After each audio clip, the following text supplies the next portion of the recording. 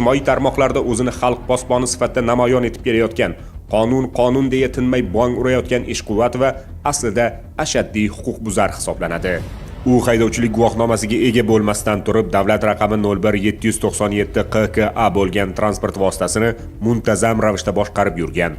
Yo'l patrul xizmati xodimlarining tinimsiz ogohlantirishlari hamda qo'llanilgan jarimalar bu ayolga umuman kor qilmagan. Qoidabuzarlik uchun avtomashina jarima maydoniga joylashtirilgandan keyin ham qonunlarni qasddan mensimasdan yana 90 kun davomida o'sha transport vositasini boshqarishda davom etib, 14 marotaba yo'l harakati qoidalarini buzganligi aniqlandi.